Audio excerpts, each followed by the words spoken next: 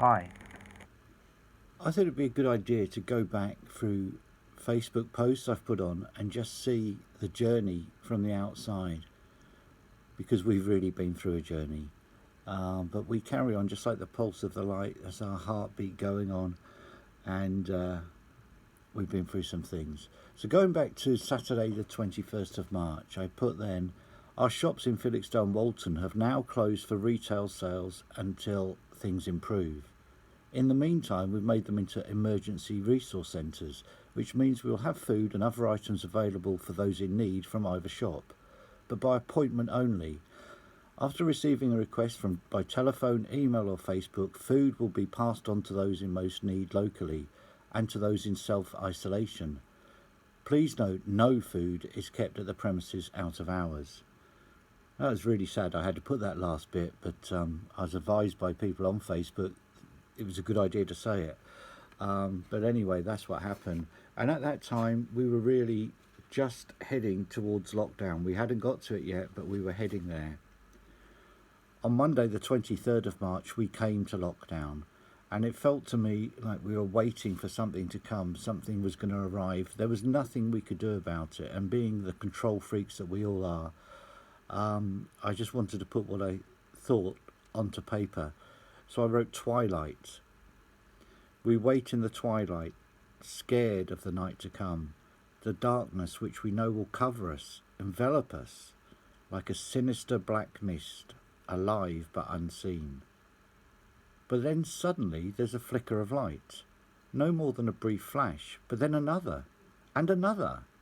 We search for those lights through the murky gloom, and then we see them glowing brighter. The smile from a stranger, the kindness offered freely, the care, the love, the unconditional support. The specks of light become brighter and brighter, as love spreads like a chorus of joy throughout the people. And when the night finally dares to come, the brightness is greater. It shines majestically down onto the cowering pit of darkness, until in despair the night flees in fear, overcome by love. Now moving on to Friday the 27th of March, seems a lifetime ago, I posted this. To anybody who is anxious, lonely or afraid at this time, try to relax and see this in perspective. Think of it like this. Your whole life is a 6 feet piece of rope. You've had all the time up till now, and this crisis will probably represent one tiny inch along your rope. After it's over, you still have all the rest to look forward to.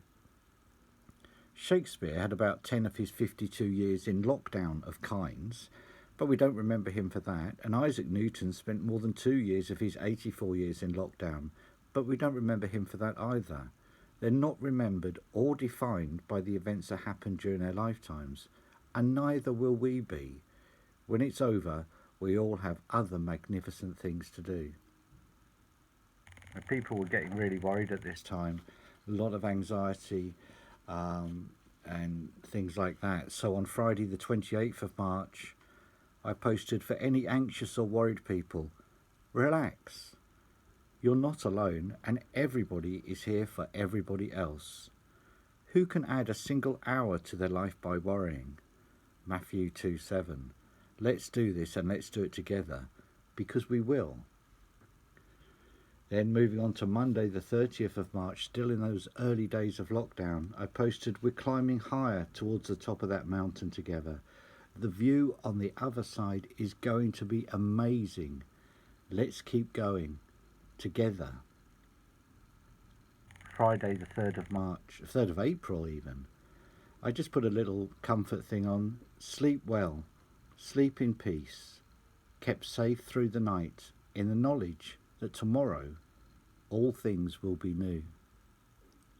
And moving on into April, it really was getting quite towards the peak. I think we were at about the peak during the middle part of April. And on Wednesday the 8th, I posted, I don't know much, which is true, but a few things I do know for certain are, this crisis will pass.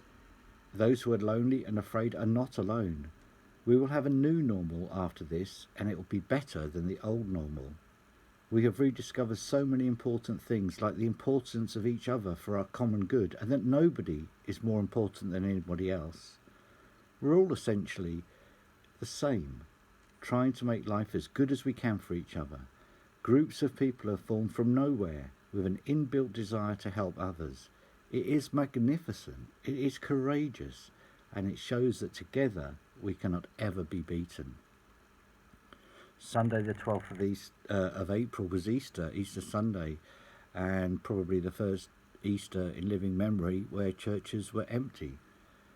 I just put Happy Easter. May the light of kindness, goodwill and peace shine through the darkness and until it flees from our lives, our country and the world.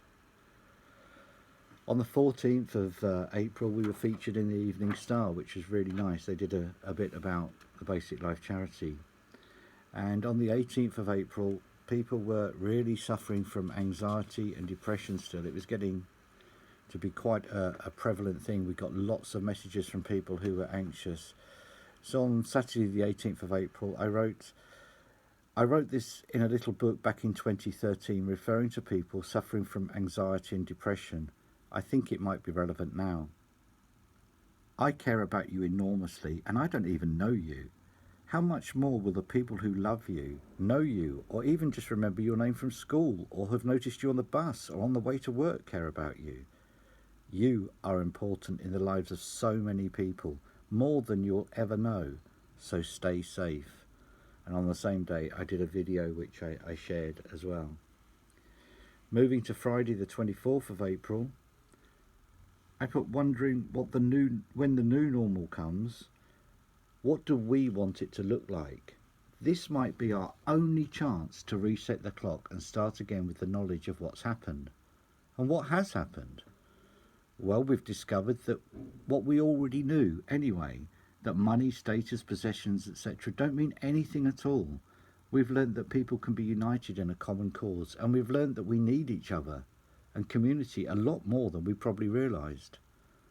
I don't personally think we want to go back to the spate of stabbings of young people in the cities, the terrorist attacks, the political point scoring, the poverty experienced by a large proportion of our people. Should we have zero tolerance on crime in the new normal? How can we make people act responsibly and share when it comes? How can we keep the good things we've learnt? This might be our only chance to get things right. What do you think? After all, it's up to us to define it and then to implement it. And then finally, on the 4th of May, I put a final post up to date. Today's the 6th. And I put, we are enduring, we are patient, we are waiting for this to pass. The old normal has gone and will never come back. We can construct the new normal. We can define it. It's ours to own. So let us build it on the things we have learned, with the foundation of faith that anything can be overcome. Bricks of kindness, sharing, compassion and empathy, strong walls of love for our own, but now also for strangers. Towers of knowledge that we need each other to live life to the full. Let our house be a beacon of light and hope to those around us. Let us dwell in this new place with courage and peace. It is our home.